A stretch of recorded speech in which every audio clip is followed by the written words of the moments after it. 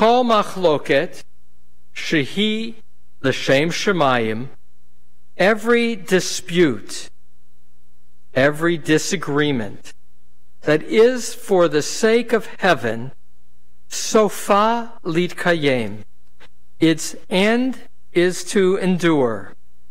V'she'ena l'shem shemayim, and a disagreement that is not for the sake of heaven, ein sofa lihitkayem, its conclusion, its end, will not be established. Ezohi machloket shehi l'shem shemayim. What is a disagreement that is for the sake of heaven? Zo machloket Hillel v'Shammai. That is a dispute like Hillel and Shammai. V'she'ena l'shem shemayim, and that is not for the sake of heaven. Zo machloket Korach v'chol adato. This is the dispute of Korach and his band, his associates. So, in looking at this passage, what questions might you have? We always start with questions, not with answers. That's the Jewish way. Looking at this passage, what strikes you about it? Just questions first. Harvest some questions.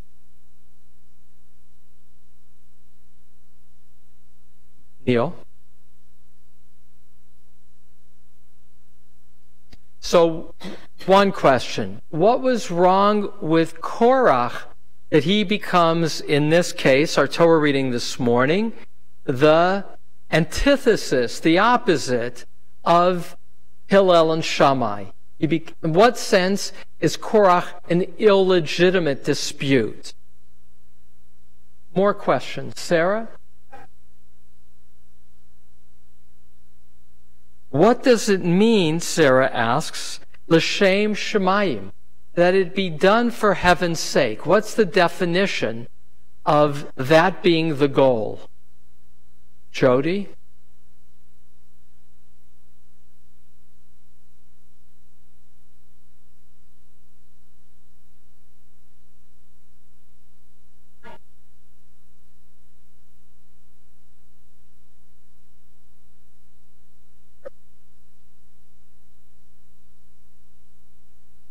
You're mixing, so I just want to hold questions.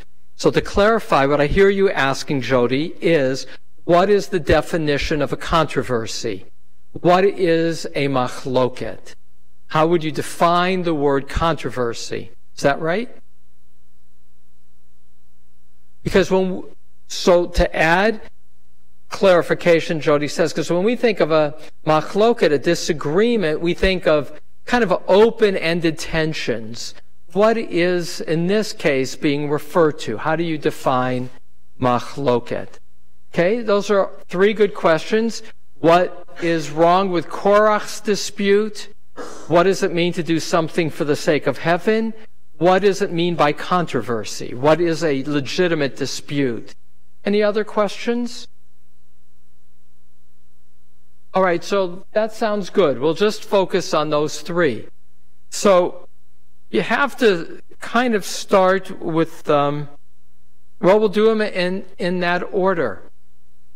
What's wrong with Korach in our dispute today? And I'll add, because it says, B'chol Eidah, his entire band, his associates, Datan and Aviram, right? So there's two groups, page 860 in your Chumashim, page 860, you can have like two different texts. What was wrong with Korach's dispute? How is it different than a dispute of the Mishnah of Hillel and Shammai? Any thoughts? What's wrong with Korach? Steve?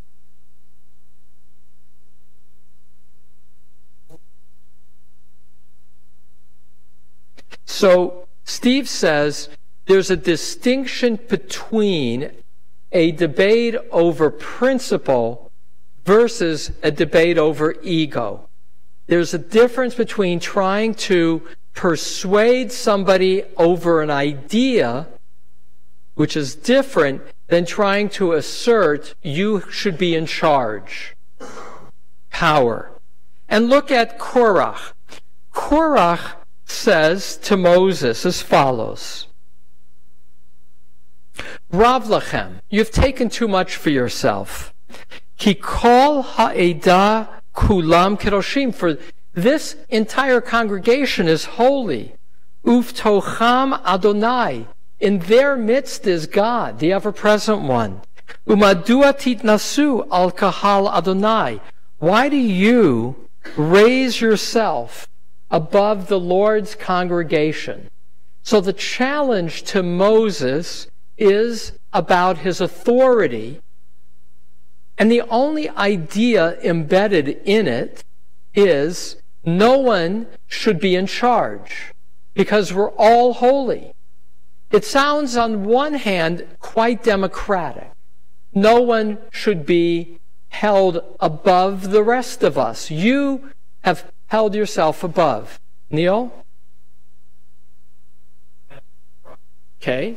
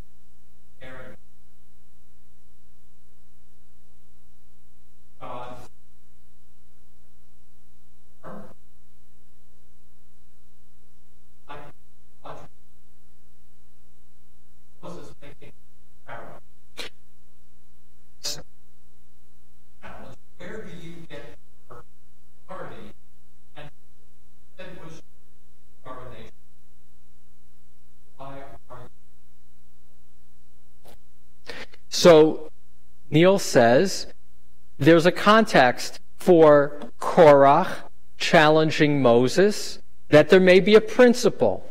And the principle is we are different than we were in the land of Egypt. The land of Egypt, the leader, Pharaoh, was like a god. We were told that we as a people are a holy people. And therefore, why should you be Pharaoh-like?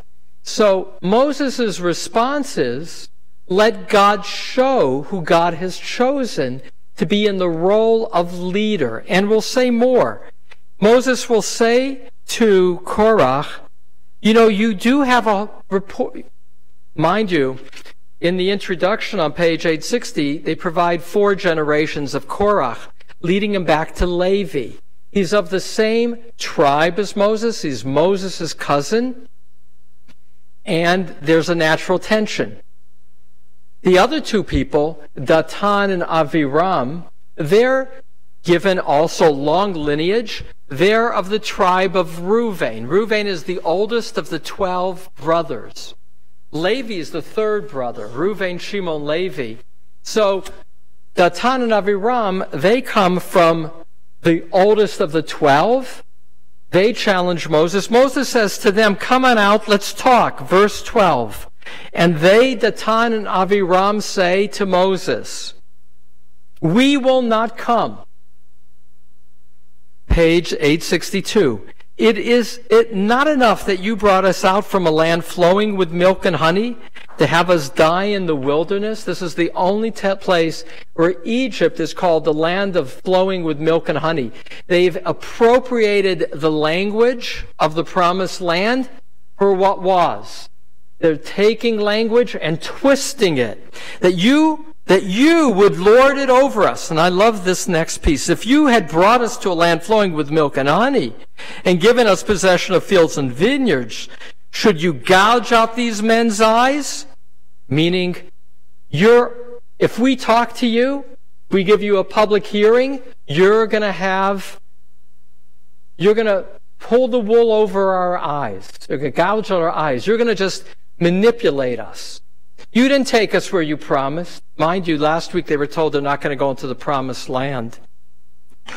And then they repeat, we will not come.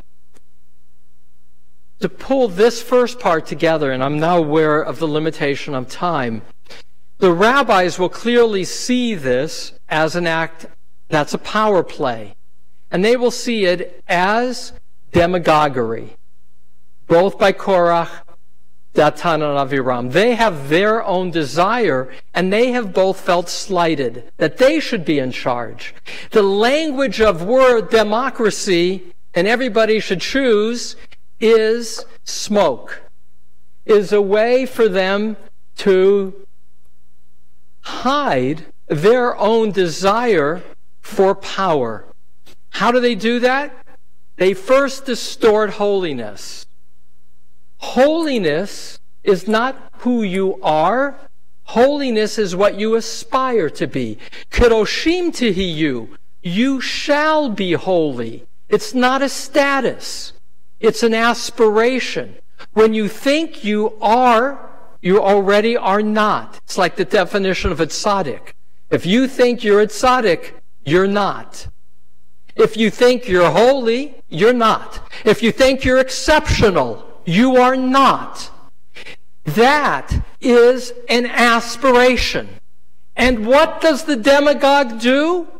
He speaks about the power of the people. It is you who need to know how great you are. You who are holy. And more. The language of the goal of the promised land becomes the language of where you came from. We came from the land of milk and honey. And more, you never delivered. You have left us here in the desert.